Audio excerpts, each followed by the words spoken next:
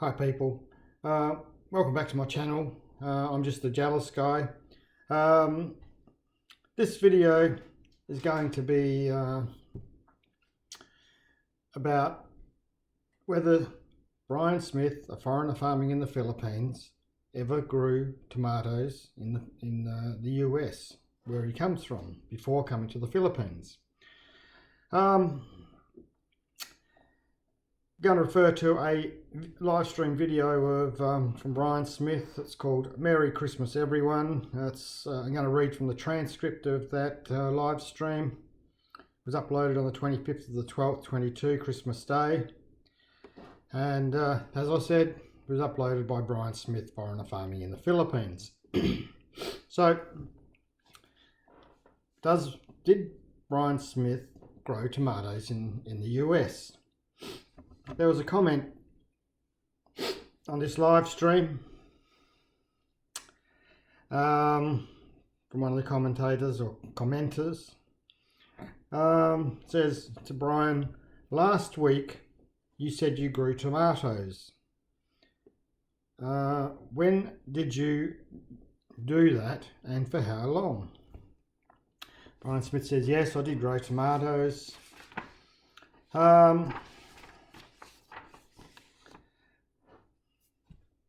And he says he grew tomatoes in the US in 2000, 2001 and 2002. And he says 2000, 2001, 2002, those 3 years is when I grew tomatoes in the States. And then he says when he was raising tomatoes in the States, he was in a greenhouse, and it was over the winter time. Those comments were around about the 50-minute mark of the video, and then he further goes on at 1 minute 16 in the video. He says the ice cream business didn't overlap the tomato growing business. He tapped into the winter market and grew them in a greenhouse.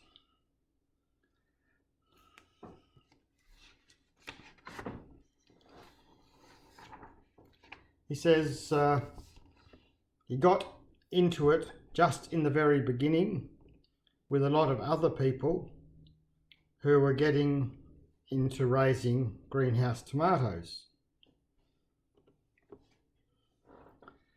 because you could fully ripen them at a premium price. I was registered organic, so I got an additional premium. So a lot of people were starting to grow tomatoes in a greenhouse over the winter, and he was registered organic. So he was saying he's certified organic.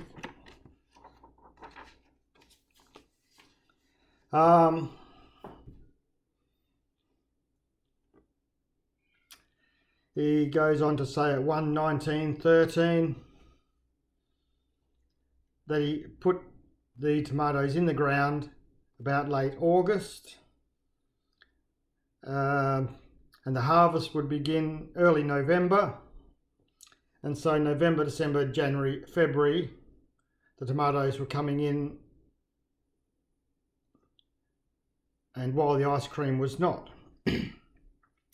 So he's saying he planted tomatoes in August, then you get September, October, November, you'll start to harvest, and then you got December, January, and February. So that's 7 months of the year he was involved in growing tomatoes,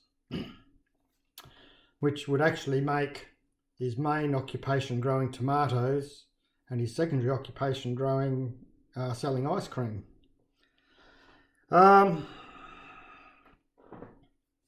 So he grew them over the winter months, so over those 7 months.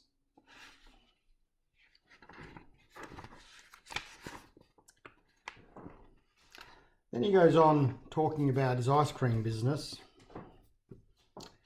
and he at 1:32, minute 32, he goes on and says about selling ice creams, and in fact you could sell more ice creams in 60 degrees. Then you go 105 degrees, and this is Fahrenheit.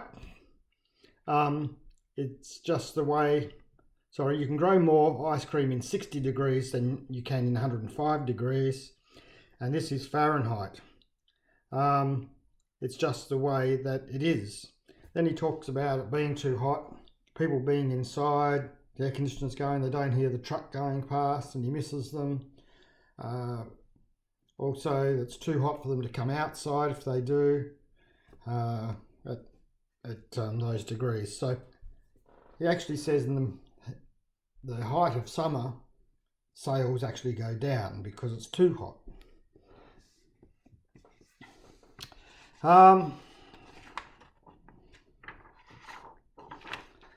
Then he goes on here to say,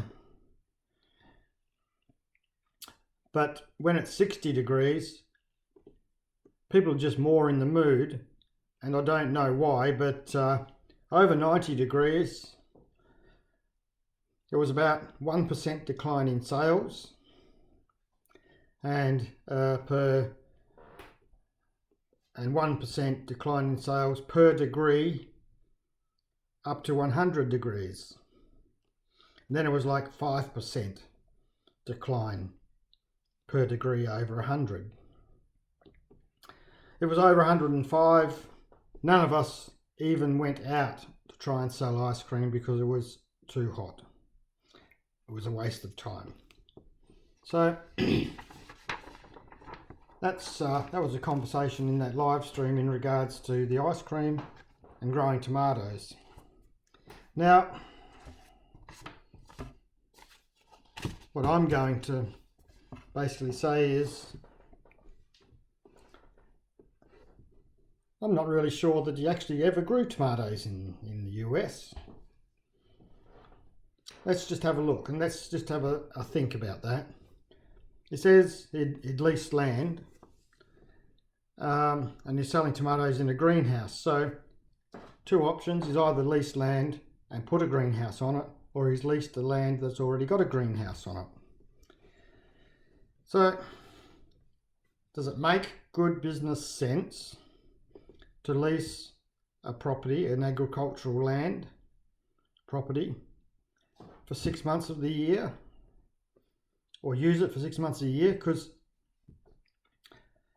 I done a lot of searches, and you can't find any person that leases ag land for 6 months at a time. Usually it's a longer term, and even if he could get it for a year, why would you lease land for a year and only use it for 7 months? Remember, it's a business for someone leasing out their land. So if you leased it out for 6 months to one person, you probably wouldn't be leasing it out for the other 6 months, because by the time they got out and the other people come in, you're probably losing a month or so, so you couldn't lease it for the 6 months anyway till the next period. Also, why would you lease land for a year if you're only going to use it for 6 months? You've wasted all that money for the other 6 months. Are you really going to make a profit? Probably not. So did you lease it for 3 years and use it for 6 or 7 months every year? I doubt it, because again, you're not using that land for anything. So now,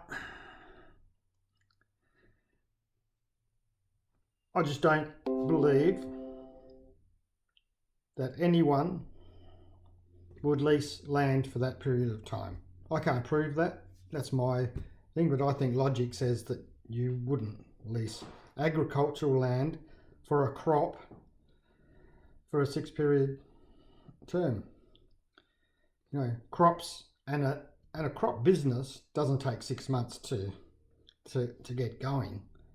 You got to find your markets. You got to find your methods of growing everything. So when you become a tomato grower, you don't start right from scratch and then you got your business fully operating efficiently in that. And sometimes it takes some years to even make a profit. So if you just got land and put a greenhouse on it, still it wouldn't be viable to do that. So did he lease land? I don't think he did. You know, I can't prove it he didn't, but my logic says no, he didn't. He was registered organic or certified organic. So what does certified organic mean?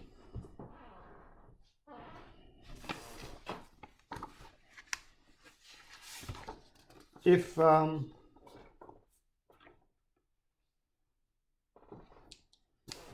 certified organic is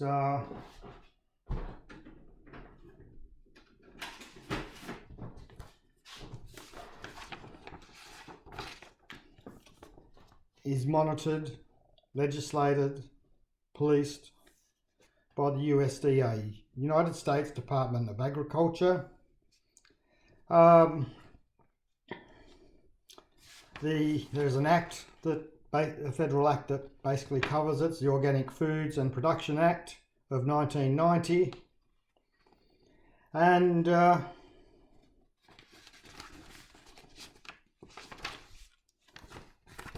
this is a document from the USDA. Let me show you that. USDA, US Department of Agriculture. Rules, regulations, organic certification and accreditation. But we come back to here and we have transition period.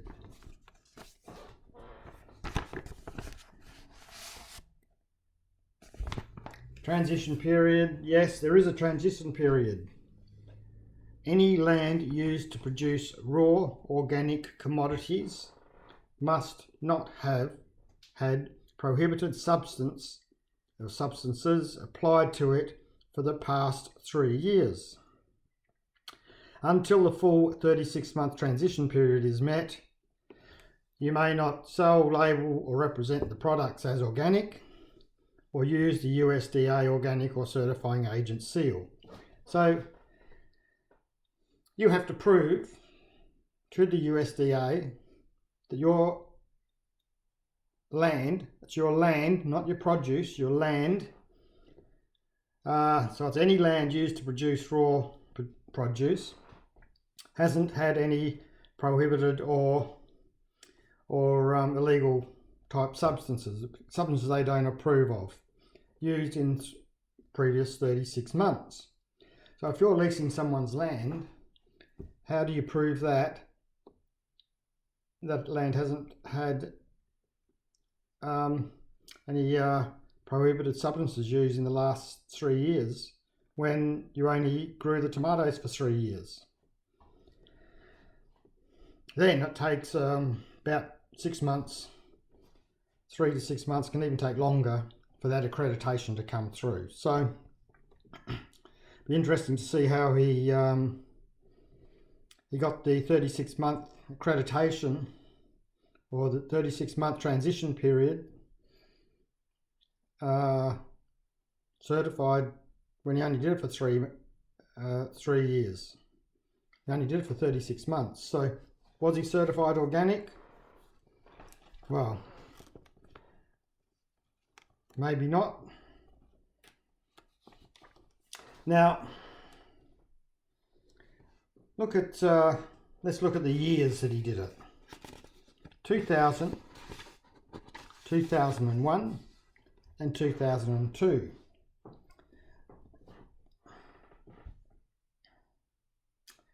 Well, excuse me, you did. The reason I put this little article up Remember Brian's little article, little truck on the front? Why I did a video on that was because I didn't want to do it all on here. It's going to take too long. So now the years 2000, 2001, 2002. That's what he said he did the tomato growing. Okay, so in this article, let's go to this part of the article here. And remember, this article was published in 2006 by Karen McIntyre from the Chico News and Review. Now, she writes here, Smith left the business from 1995 to 2000 to work in surveillance and deal blackjack in Las Vegas. After going through a divorce, Smith's only other source of income for the past 20 years has come from selling ice cream. So he's returned from Vegas in 2000. So depending on, anywhere from anything from past August and through to February. If he'd come back in those months, he wouldn't have been able to grow tomatoes. That would depend on when he came back in 2000, so it's possibly could have. But this, I think, is a telling bit of information. So how would the journalist, the reporter, know this if Brian didn't tell her that? Smith's only other source of income for the past 20 years has come from selling ice cream. So why would he tell her that when this is 2006, so 2000, 2001, 2002, he was growing tomatoes. Why didn't he mention that then? Good question. But there's also some more telling information in this article. And I read, Smith, 43, has been cooling down the summers for Chico and Paradise residents ever since he started his year-round 4-star ice cream business in 1987. Year-round. So where would the journalist or the reporter get that from? I would suggest that that's what she was told at that time, 2006. Smith had said that he'd closed the business down in winter to grow tomatoes. So make up your own mind. What he told his journalist, totally different what he's told people on his live stream.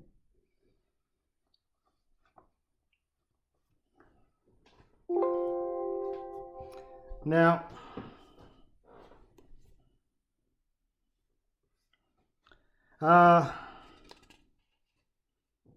bear with me for a sec.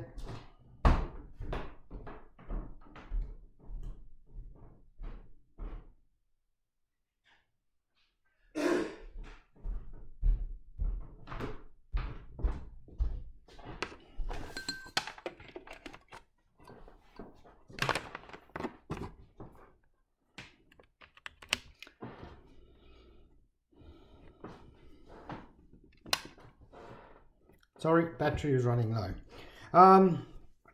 So that's not what he said on his live stream, is it? Now, he talks about weather.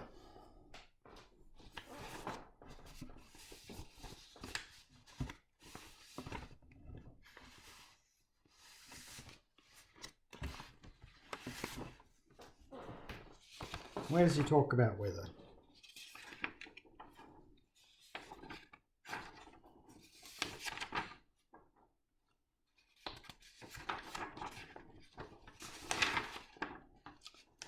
Okay, so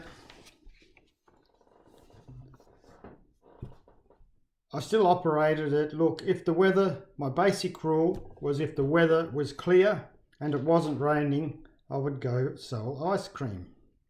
And you know, Westerners are a bit different than Filipinos. It could be 60 degrees outside and they'll still buy ice cream. In fact, you could sell more ice cream in 60 degrees than you can in 105 degrees. This is Fahrenheit. That's just the way that it is, people. So he says you can sell more ice cream at 60 degrees than you can at 105.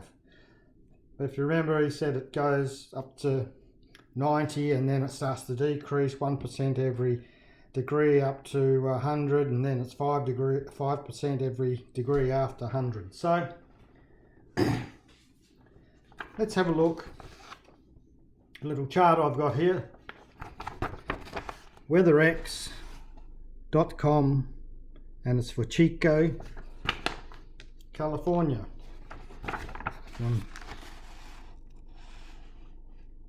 Right, Chico, California. An interesting thing here, so he sells more ice cream at 60 degrees than he does at 105 degrees. And he grows tomatoes from August through to February. Just have a look. This is a 10-year average for the weather in Chico. So we've got August 97, very hot, not good for selling ice cream because remember it's starting to go down there. September 91, still hot but pretty much a good time because it's around the 90. November 64. This is a high, remember, high 64 Fahrenheit. So it's above the 60 still. Good time to sell ice cream, remember. December, the high 55 Fahrenheit. So just below 60. So one would think it's still pretty good weather to sell ice cream, just below when you sell more ice cream at 60. Then January it's 57, so it's increased a little bit, but it's still under the 60. Still good weather to sell ice cream. February, when he's still selling tomatoes, 59, so it's just borderline under the 60 there. A good time to sell ice creams, isn't it? Then in March, it's 62. So March he starts his ice cream back up again and it starts going up. But here you got like June 90 degrees, July 98 degrees, so they're 2 months. It's not good to sell ice cream, remember, because ice cream sales were declining then. And then you got August 97. So what what he says in his live stream doesn't make sense, does it? You sell more ice cream in 60 degrees than you do in 105, but all through the time he's growing tomatoes it was only around 60 degrees, so that's still a good time to sell ice cream. He also says the weather's good or weather's clear and it wasn't raining, he would go out and sell ice cream. So let's look at the times he was growing tomatoes. August, average dry days over a 10-year period. August 31, September 30, October 28, November 26, December 24, January 25, February 22, and March, when he starts up again, 22. So there wasn't very many days every month, was there, where it was raining. Very few days per month, even through that winter period where he's going to grow tomatoes, that he couldn't go out and sell ice creams. So that sort of doesn't match with what he said either, does it? So okay, so weather, rainy days. So Brian's Life Part 1 and 2. Why is it, Brian, in your Brian's Life Part 1 and Part 2, that there's no mention of growing tomatoes? In fact, you come to the Philippines, you bought a farm, you're going to show people how to farm, you're going to show people how to get business permits, etc. And people are going to learn from you about your farming. But in either of those, and you've mentioned it since then, you've said you've grown watermelons commercially, you've raised goats, you've raised pigeons, and you've raised pigs. But neither of those two videos you mention that. You don't really mention anything about agricultural in both videos, Part 1 and Part 2, except the one you did work in a dairy, but you said you didn't like that because it was smelly and you didn't like a smelly dairy and you didn't really like it there. So, but you did say you raised 15,000 chickens, free range, to get a premium price from the Hmong, Vietnamese Hmongs. Now, when did you raise chickens, Brian? Remember, the only income you've had ever since you started the ice cream vans was going to Vegas. And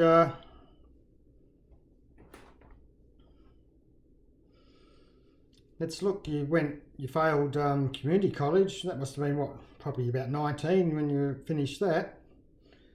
And when you started, you must have been 24, 25 when you got the ice cream trucks.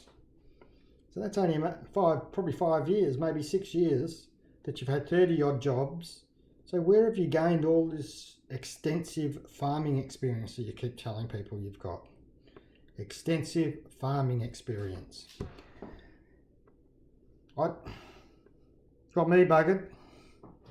Now, the last point I want to make here is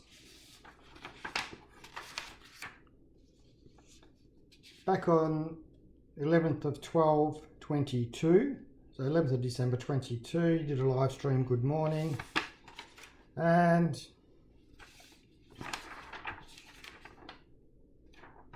you were asked a question here, Brian. You're asked a question,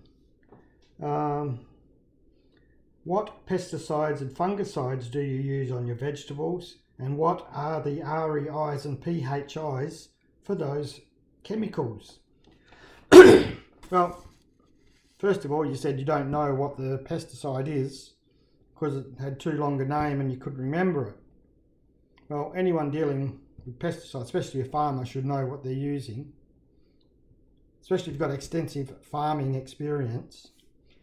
But the telling thing here is, and I don't even know what REI and PHI is.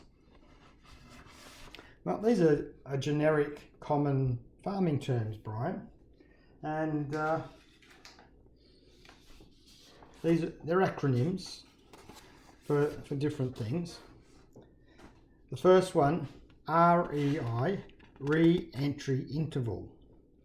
Now, this is the time period between spraying pesticides and insecticides on your crop that it's safe for your workers to enter that area.